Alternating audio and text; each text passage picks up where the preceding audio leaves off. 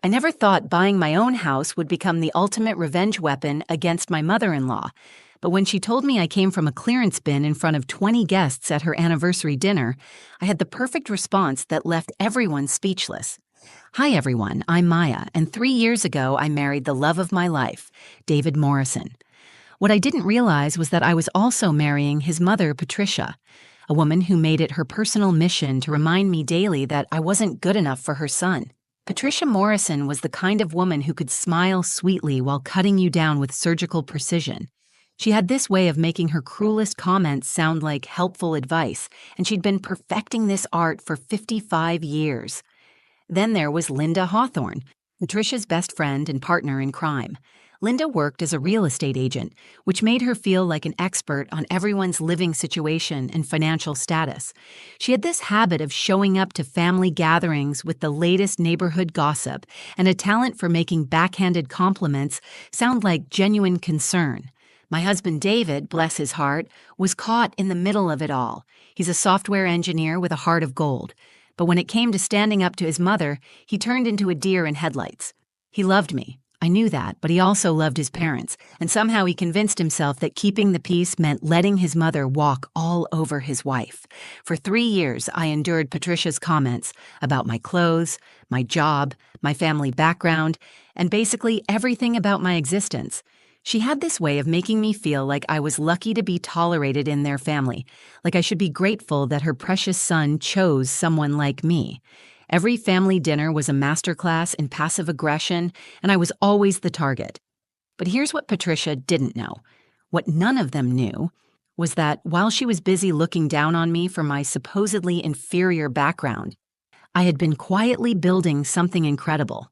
I had been making moves, saving money, investing smart, and working my way up in my marketing career. I wasn't just surviving in their world of judgment and criticism, I was thriving beyond anything they could imagine. And on the night of Patricia's 30th wedding anniversary, when she decided to humiliate me in front of 20 guests by telling me I was nothing without her son and looked like I came from a clearance bin, I finally had the chance to show her exactly who she was dealing with. What happened next changed everything, and I mean everything, about how this family saw me. The look on her face when I delivered my response was worth every single insult I had endured over the past 3 years. But I'm getting ahead of myself. Let me tell you exactly how we got to that moment, because the buildup makes the payoff so much sweeter. When I first met David Morrison at a coffee shop downtown 3.5 years ago, I thought I had found my perfect match. He was charming, intelligent, and had this genuine laugh that made me feel like the funniest person in the room. We connected over everything from our love of hiking to our shared obsession with terrible reality TV shows. 6 months of dating felt like a dream, and I was already imagining our future together. Then I met his parents. Patricia Morrison walked into that first family dinner like she owned not just the house, but everyone in it. She was impeccably dressed in what I later learned was a designer outfit that cost more than my monthly rent. Her silver hair was styled to perfection, and she carried herself with the kind of confidence that comes from never having anyone question your authority. She looked me up and down in those first 30 seconds, and I could practically see her mental calculator adding up the cost of my Target dress and discount store jewelry. "So you're Maya," she said. Not really a question, but more like she was confirming something disappointing she had already suspected. "David has told us so much about you." The way she said it made it clear that whatever David had shared hadn't impressed her. Robert, David's father, was kind enough, but he clearly deferred to his wife on all matters of family judgment. He worked in accounting for a small firm and seemed genuinely nice, but Patricia ran that household with an iron fist wrapped in a velvet glove. That first dinner set the tone for everything that followed. Patricia had this talent for making comments that sounded almost complimentary, but left you feeling somehow diminished. "Oh, you work in marketing. How interesting. I suppose someone has to do those jobs." Or my personal favorite, "Your earrings are so unique. I love how you're not afraid to wear costume jewelry." David would squeeze my hand under the table during these exchanges, but he never said anything. After dinner, when I would bring up his mother's comments, he would brush them off with explanations like, "That's just how she is," or "She doesn't mean anything by it." He genuinely believed that his mother's behavior was normal family dynamics, not the calculated psychological warfare I was experiencing. The truth was, I came from a solid, middle-class family. My parents both worked full-time jobs, my dad as a mechanic and my mom as a school secretary. We weren't wealthy, but we were never poor either. I had worked my way through college with a combination of scholarships, part-time jobs, and student loans that I was still paying off. I was proud of my background and what I had accomplished, but Patricia had a way of making me feel like my entire life story was somehow inadequate. What made it worse was that I was actually doing really well for myself. I had started as an entry-level marketing coordinator right after college, but I was ambitious and hardworking. Within 2 years, I had been promoted twice and was managing major client accounts. I was making decent money, enough to afford my own apartment and car, and I had even started investing in the stock market after doing extensive research. But Patricia didn't see any of that. She saw a girl from a working-class family who wore clothes from department stores instead of boutiques. She saw someone who didn't instinctively know which fork to use for the salad course or hadn't grown up playing tennis at the country club. In her mind, I was an outsider who had somehow tricked her son into falling in love with me. The worst part was watching David navigate the situation. He loved his mother and he loved me, but he seemed incapable of understanding that those two loves were coming into direct conflict. When Patricia would make her cutting remarks, David would either miss them entirely or pretend they hadn't happened. He had grown up with her passive-aggressive communication style, so to him, it probably seemed normal. After we got engaged, Patricia's comments became more frequent and more pointed. She would ask about our wedding plans and then suggest cost-effective alternatives when I mentioned venues or ideas. She offered to help with the guest list and then questioned whether my family members would fit in with their friends. She volunteered to take me dress shopping and then steered me toward the clearance section while loudly discussing budgets. Through it all, I kept quiet because I loved David and I wanted to be part of his family.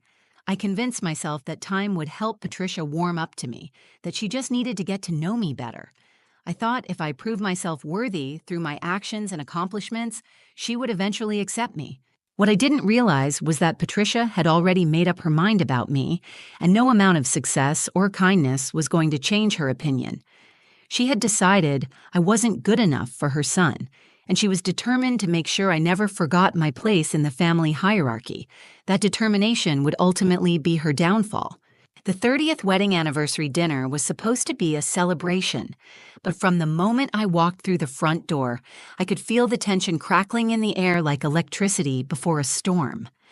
Patricia had spent weeks planning this event, and she was determined to make it a showcase of her perfect life and perfect family. What she didn't count on was using me as her verbal punching bag in front of 20 guests. The house looked absolutely stunning that evening. Patricia had hired professional caterers, rented elegant table linens, and arranged fresh flowers throughout every room. Crystal glasses caught the light from the chandelier, and everything sparkled with the kind of perfection that screamed expensive taste. She had invited her closest friends, several family members, and a few of Robert's colleagues from work. Everyone was dressed in their finest clothes, and the atmosphere should have been purely celebratory, but Patricia had other plans for the evening's entertainment. It started subtle, the way it always did.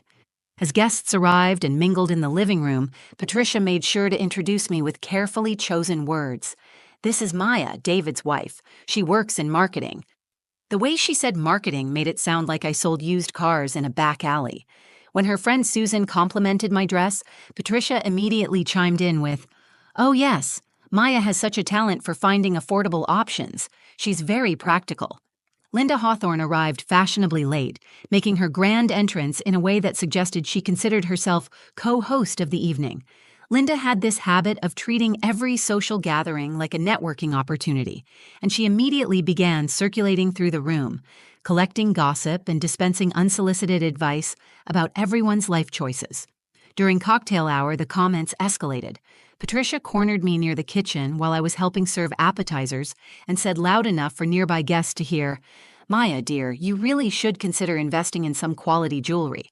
First impressions matter so much, don't you think?" I was wearing pearl earrings that my grandmother had given me. earrings that meant more to me than any expensive baubles. But Patricia's comment made several guests glance at me with what looked like pity. Linda joined the conversation with her signature fake concern. "Oh, Patricia, you're so thoughtful. Maya, honey, have you considered taking some etiquette classes? There are some wonderful programs for adults who want to polish their social skills." She delivered this suggestion with a bright smile, as if she was offering me a fantastic opportunity rather than insulting my upbringing. David was completely oblivious to what was happening. He spent most of the cocktail hour talking business with his father's colleagues, occasionally glancing over at me with a distracted smile. When I tried to catch his eye during one particularly brutal exchange about my potential for growth, he was deep in conversation about software development and didn't notice my desperate look for backup. Dinner was when things really went off the rails. Patricia had seated me at the far end of the table, away from David, surrounded by her most judgmental friends.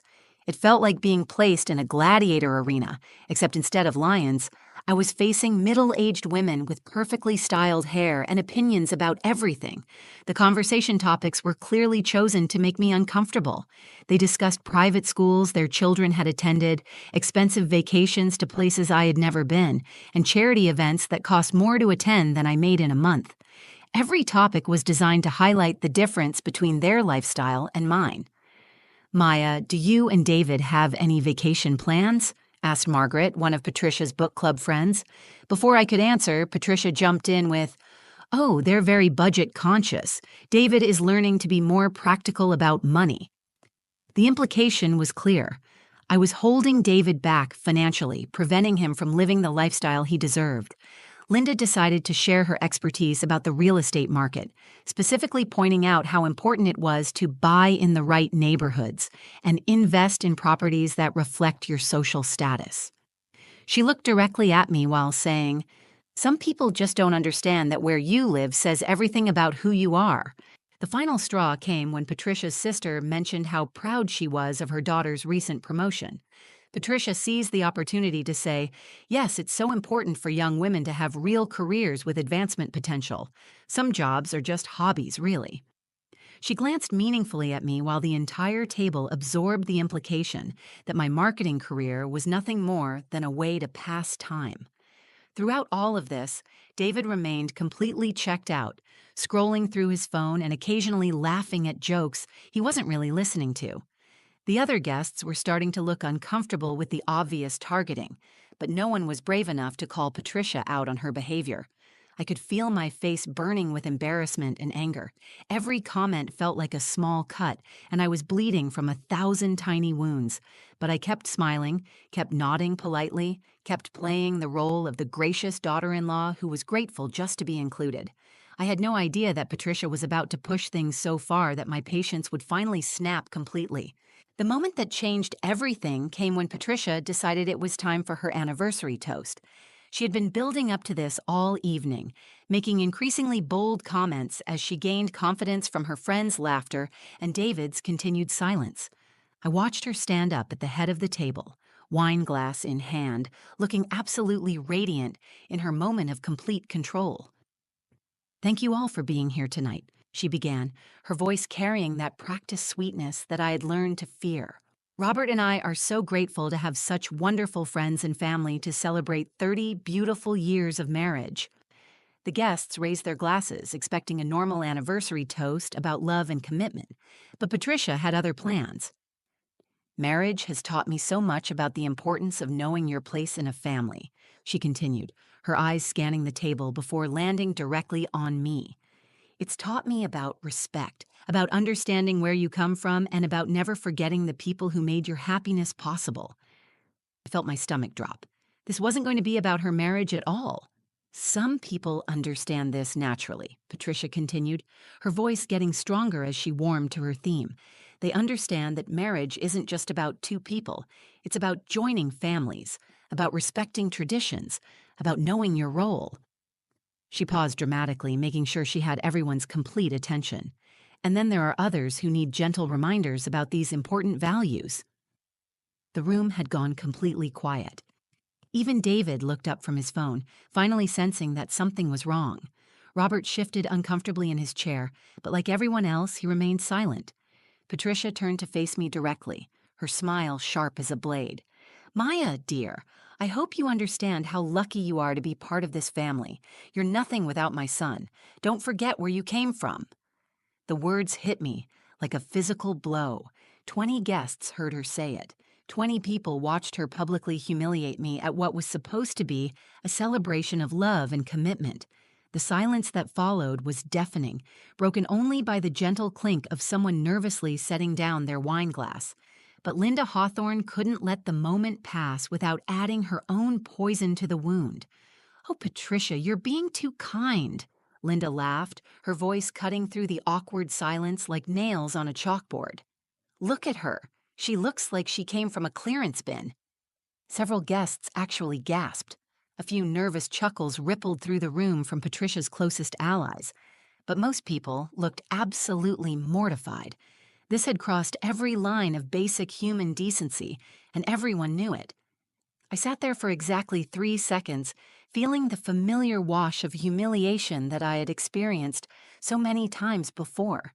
My face burned with embarrassment, my hands trembled slightly, and for a moment I felt like that insecure girl who had walked into her first family dinner 3 years ago. But then something shifted inside me, something that had been building for months without me fully realizing it. I thought about the property tax bill I had paid just last week. I thought about the mortgage payment that automatically came out of my checking account every month. I thought about the homeowner's insurance policy that listed me as the sole owner of the house we were all sitting in. I thought about Patricia holding court in what she believed was her own home, surrounded by her friends, publicly destroying me while standing in a house that I owned, that I had saved, that I had been secretly paying for while she treated me like garbage. The irony was so perfect it almost made me laugh. I realized in that moment that I held all the power in this room, and Patricia had absolutely no idea. For 2 years, I had been the secret benefactor keeping her perfect life intact, and she had just made the biggest mistake of her life by attacking me in front of witnesses. David finally spoke up, but it was too little, too late. "Mom, that was completely inappropriate," he said weakly, but his words carried no real authority. He looked embarrassed and angry, but still seemed more concerned about avoiding conflict than defending his wife. I stood up slowly, feeling calmer than I had felt in months. Every eye in the room was on me, waiting to see how I would react to such a devastating public attack.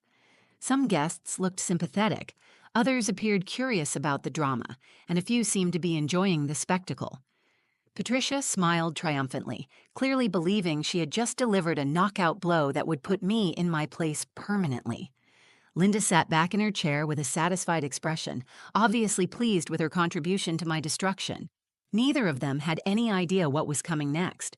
I smiled back at Patricia, a genuine smile that probably confused her, and prepared to deliver the truth that would destroy her perfect evening and change the power dynamic in this family forever. "Well, Patricia," I said, my voice steady and clear, "since I bought the house you're celebrating in, I think it's time for you to get out." The reaction to my words was immediate and explosive. Patricia's triumphant smile vanished completely, replaced by a look of pure shock and confusion. Her wine glass slipped from her fingers and shattered on the hardwood floor, red wine spreading across the expensive rug like blood from a wound. "What did you just say?" Patricia whispered, her voice barely audible above the sudden murmur of confused guests. I remained standing, my voice calm and clear as I repeated myself. "I said I bought this house, Patricia. I own it, and since you just publicly humiliated me in my own home, I think it's time for you to leave." "That's impossible," Patricia shrieked, her composure completely shattered. "This is my house. I've lived here for 15 years. You're lying." The guests were now openly staring, some pulling out their phones to record what was clearly about to become legendary family drama. Linda Hawthorne looked like she had seen a ghost, her face pale as she processed what I had just revealed. "Patricia, I understand your confusion," I said, still maintaining my calm tone while enjoying every second of her panic. "But 2 years ago, when you and Robert were 3 months behind on mortgage payments and facing foreclosure, David came to me in tears. He begged me to help save his childhood home." Robert's face had gone completely white. He was staring at me with a mixture of horror and dawning realization, clearly remembering the financial crisis that had nearly destroyed them. I had been saving money and making smart investments since college, I continued, addressing the entire room now. I had enough for a down payment and qualified for a mortgage that you couldn't get because of your credit situation. So I bought the house outright from the bank, took over all the payments, and let you continue living here. She's lying. Linda jumped up from her chair, her real estate agent instincts kicking in. Patricia, tell everyone she's lying. Actually, Linda, I turned to face her directly. As a real estate agent, you can verify this information tomorrow morning. Property records are public. Maya Chen, sole owner, purchased 2 years ago for $420,000. The number hit the room like a bomb. Several guests gasped, clearly impressed by the amount. Patricia looked like she might faint, gripping the edge of the table for support. David! Patricia turned to her son with desperation in her voice. Tell them this isn't true. Tell them she's making this up. All eyes turned to David, who looked absolutely miserable. He ran his hands through his hair and took a deep breath before speaking. Mom, it's true. Maya saved our house. She's been paying the mortgage, the property taxes, the insurance, everything. I asked her to keep it quiet because I knew you'd be humiliated if people found out. The confession hit Patricia like a physical blow. She sank back into her chair, her perfect anniversary celebration crumbling around her. But I don't understand, Margaret, one of the guests spoke up hesitantly. If Maya owns the house, why didn't anyone know? I decided to tell the complete truth. Because David asked me to keep it secret. He was afraid that if his parents knew I had saved their home, it would hurt their pride. So for 2 years, I've been paying a $1,500 mortgage payment, $1,200 in annual property taxes, and $800 in homeowner's insurance, all while listening to Patricia tell me I'm not good enough for her son. The math was staggering. Linda, despite her obvious discomfort, couldn't help but calculate the numbers. That's over $25,000 a year, she said quietly. $27,400 to be exact, I confirmed. And that doesn't include the $7,000 I spent on a new roof last year, or the $3,000 for the HVAC repair. Robert finally found his voice. Maya, I had no idea. I thought David was helping us with some payments, but I never knew the extent of it. I'm so sorry. Patricia was crying now, mascara running down her cheeks as the full weight of her situation hit her. But why? Why would you do this for us? Because I love your son, I said simply, and because I thought that if I proved myself through my actions, you might eventually accept me. I thought if I showed you how much I cared about this family, you'd stop treating me like an outsider. The room was completely silent except for Patricia's quiet sobs. The guests looked stunned, processing the complete reversal of everything they thought they knew about the family dynamics. So when you tell me I'm nothing without your son, I continued, when you say I look like I came from a clearance bin, you're insulting the person who has been keeping this perfect life of yours intact. Every dinner party you've hosted, every holiday celebration, every moment of comfort you've enjoyed in this house has been possible because of my generosity. Patricia looked up at me with tears streaming down her face, finally understanding the magnitude of her mistake. The silence that followed my revelation lasted for what felt like an eternity. Patricia sat frozen in her chair, tears streaming down her face as the full weight of her humiliation settled over the room. 20 guests had just witnessed the complete destruction of her carefully constructed image, and there was no coming back from this moment. Linda Hawthorne was the first to break. As a real estate agent, she understood exactly what had just happened, and her face had gone from pale to green. Patricia, I think we should go, she whispered, gathering her purse with shaking hands. This is a family matter. But I wasn't finished yet. Actually, Linda, before you leave, I want to address your comment about me looking like I came from a clearance bin. I turned to face her directly, my voice steady but firm. The dress I'm wearing tonight cost $60 from Nordstrom Rack. The house you're sitting in cost me $420,000. I think that says something about the difference between style and substance, don't you? Linda couldn't get out of there fast enough. She mumbled something about an early morning appointment and practically ran for the door, followed by several other guests who clearly wanted no part of the family drama that was about to explode. But the core group remained: Patricia, Robert, David, and a few close family members who were too stunned to move. The anniversary celebration had officially become a reckoning. Robert was the first to find his voice. "Maya, I owe you an apology that I don't even know how to begin. I had no idea you were carrying this burden, and I had no idea my wife was treating you so badly." He looked at Patricia with a mixture of disappointment and anger. "Patricia, how could you do this? How could you treat the person who saved our home like this?" Patricia was still crying, but now she was trying to speak through her tears. "I didn't know," she kept repeating. "I didn't know she was helping us. I thought she was just some girl who got lucky with David." "That's exactly the problem, Mom," David finally spoke up, his voice stronger than I had ever heard it. "You never bothered to get to know Maya. You decided from day one that she wasn't good enough, and you spent 3 years trying to prove it instead of trying to build a relationship with her." I could see David's anger building as he processed everything that had just happened. "Maya asked me months ago why I never stood up to you, and I kept making excuses. I told myself you didn't mean the things you said, that it was just your way. But tonight you crossed every line, and you did it in front of our friends and family." Patricia looked up at her son with desperate eyes. "David, please, I can change. I can do better." "It's not me you need to convince, Mom. It's Maya. And honestly, after what you just put her through, I wouldn't blame her if she never wanted to see you again." The room turned to look at me, waiting to see what I would do next. I had all the power now, and everyone knew it. I could throw them out of the house. I could demand they leave our lives forever. I could make them pay for every insult and humiliation they had put me through. But as I looked at Patricia, broken and crying in her chair, I realized that revenge wasn't what I wanted. What I wanted was respect, and I had just gotten it in the most dramatic way possible. "Patricia," I said, sitting back down at the table, "I'm not going to kick you out of your home. This house means something to you and Robert, and despite everything, it means something to me, too, because it's David's childhood home." Patricia looked up at me with hope and confusion. "But things are going to change," I continued. "If you want to continue living here, you're going to treat me with the respect I deserve. No more comments about my clothes, my job, my family, or my background. No more passive-aggressive remarks disguised as helpful advice, and no more public humiliation." I looked around the table at the remaining guests.